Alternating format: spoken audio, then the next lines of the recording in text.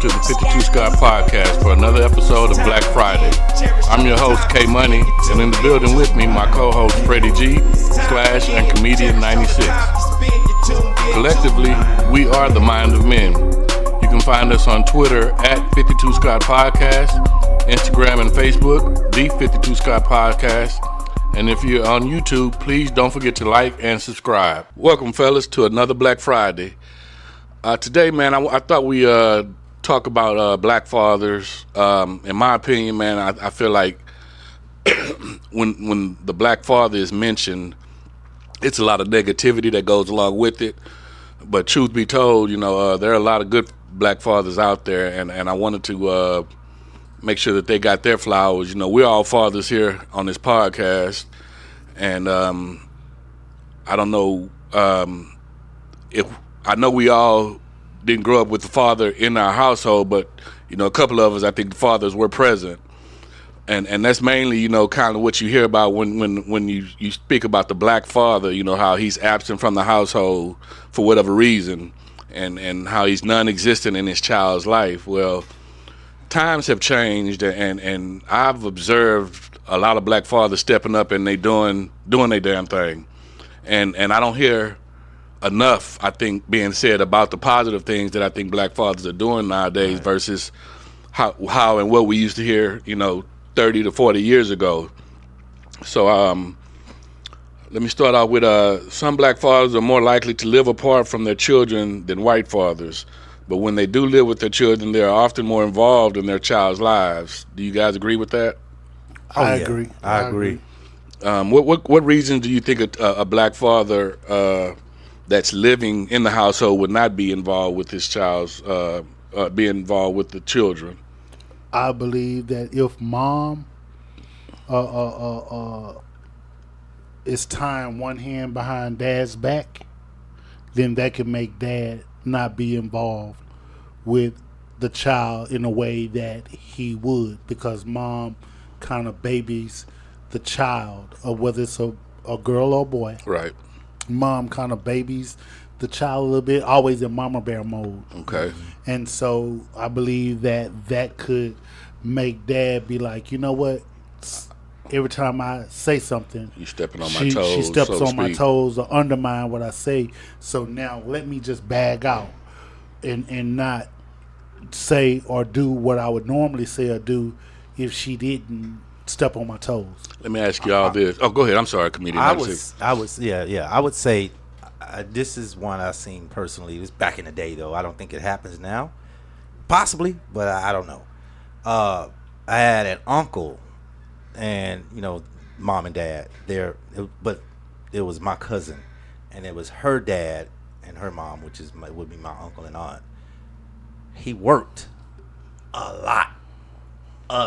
3 a.m. wouldn't come back till 9 p.m. So when he came home, she was asleep. So his engagement with her wasn't very good. It wasn't a lot. You know what I mean? It wasn't frequent. It wasn't.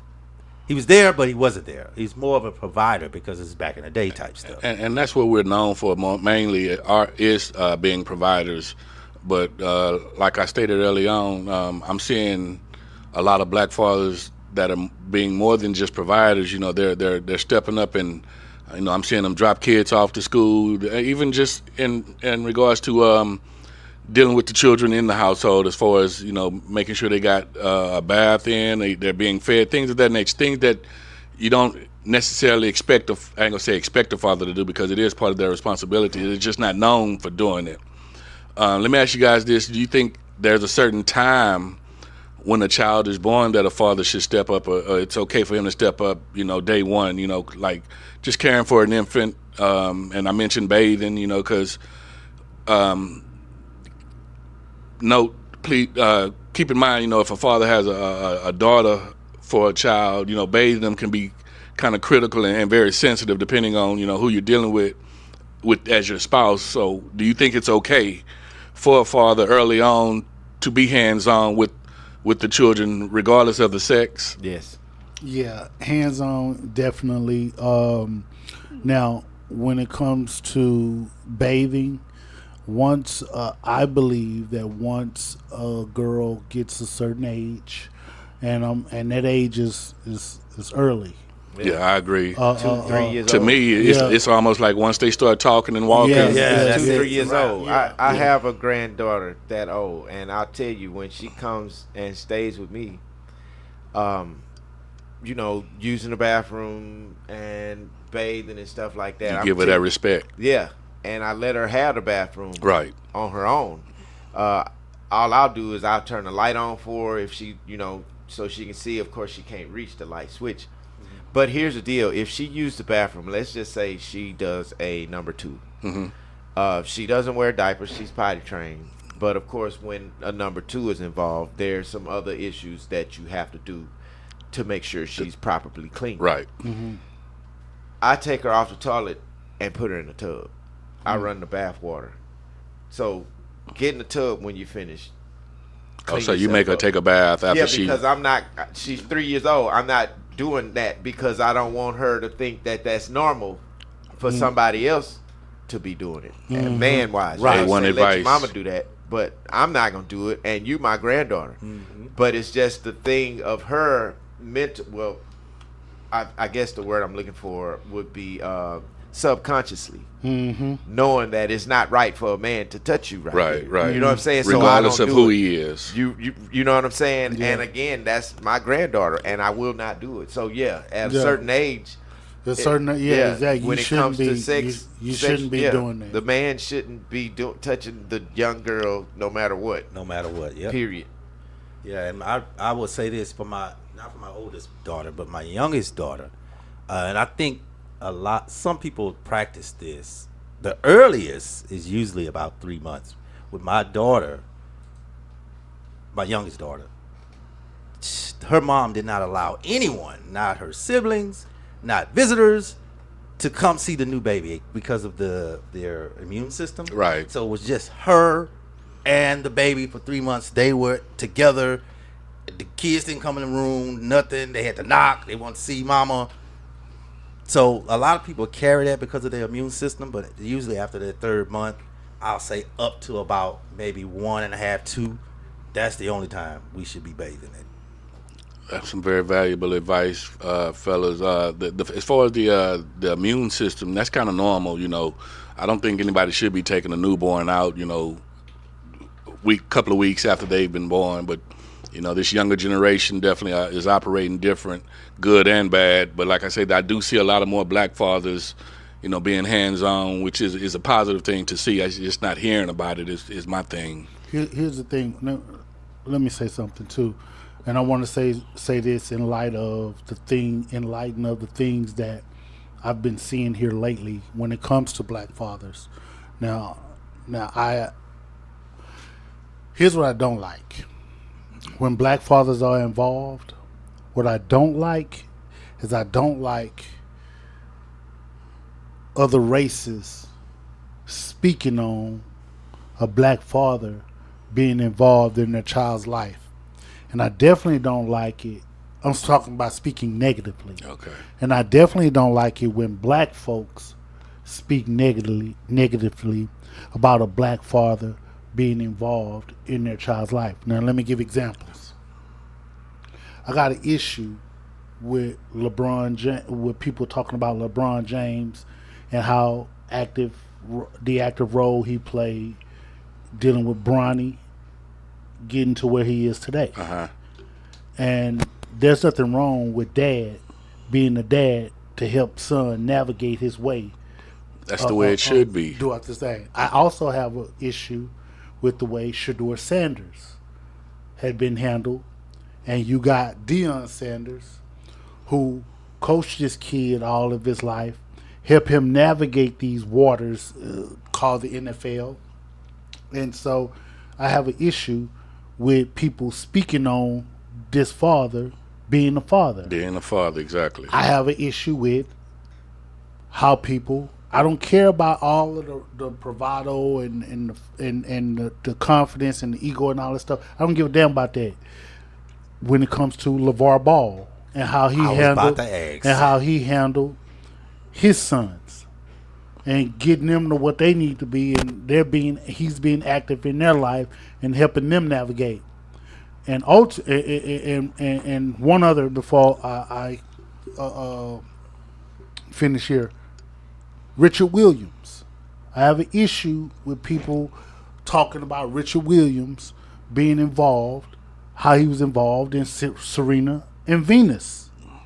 See, those four guys that I just mentioned are black fathers who were hands-on with their children and help their children become successful and be able to be productive citizens More in than this productive. life.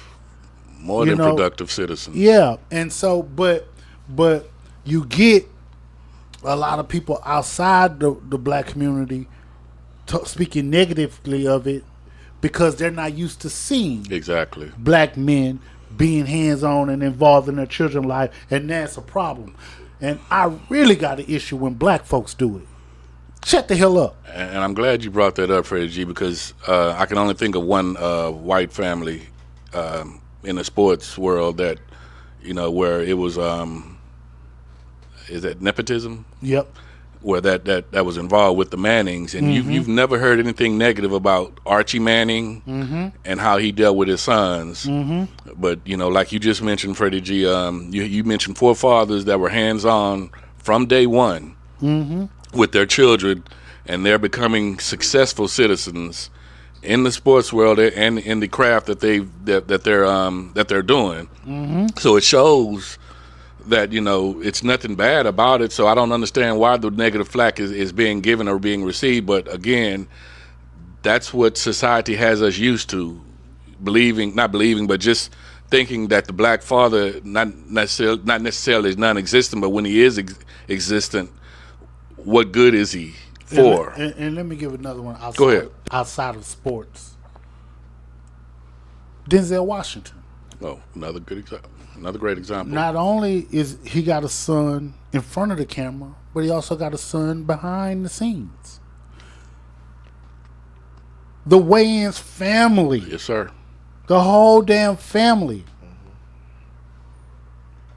So, and I just don't get it, man, how, Well, we know what it all boils down to. And a lot of people, I feel it's hidden racism when it comes down to, how we're being talked about. But again, it's proven and shown that, there are good black fathers out there that's stepping up and doing the damn thing.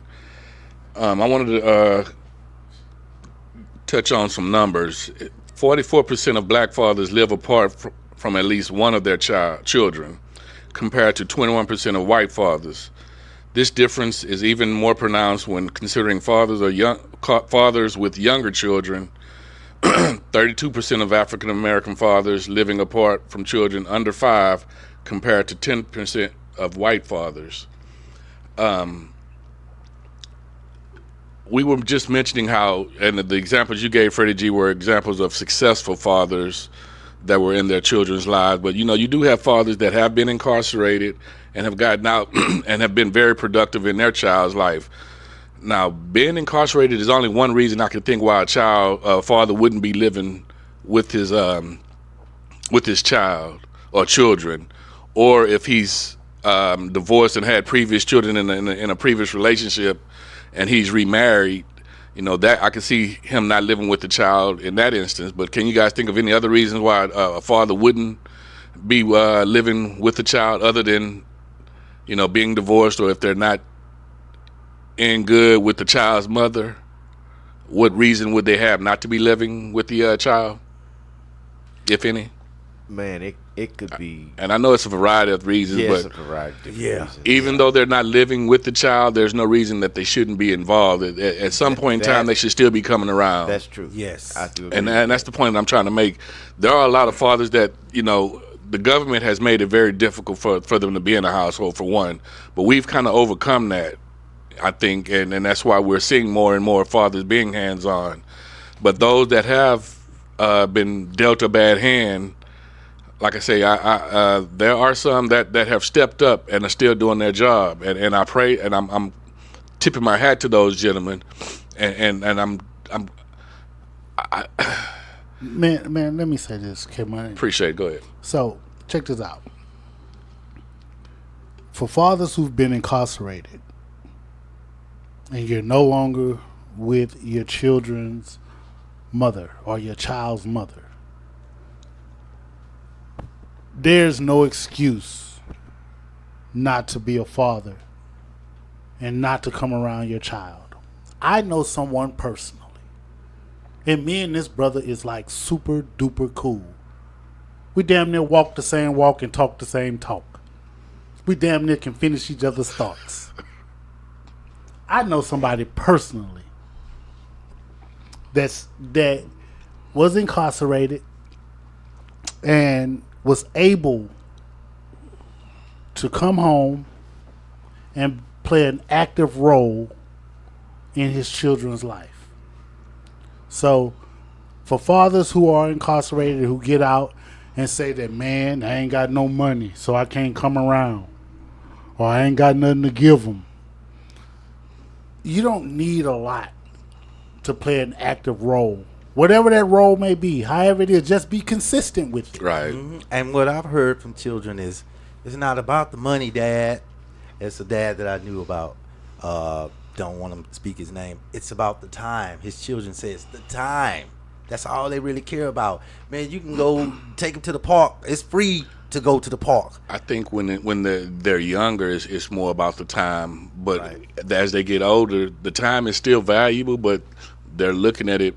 I think they're looking different at ways yeah. because they need things. There's necessities in your children's lives. And let me say this here too. Now, I don't want to not acknowledge certain things when it comes to men. Sometimes men just don't feel right if their pockets ain't right. Exactly. I get that. And so you so sometimes it is a little difficult for men to be able to show their face empty-handed. That's right. Especially if you got an ignorant baby mama. Yeah. If you got an ignorant baby mama, it's hard for a man to show up empty-handed. You bet not. And in cases where your baby mama is not ignorant, and I'm using the word ignorant like we use it in the black community, not the actual meaning of the word ignorant.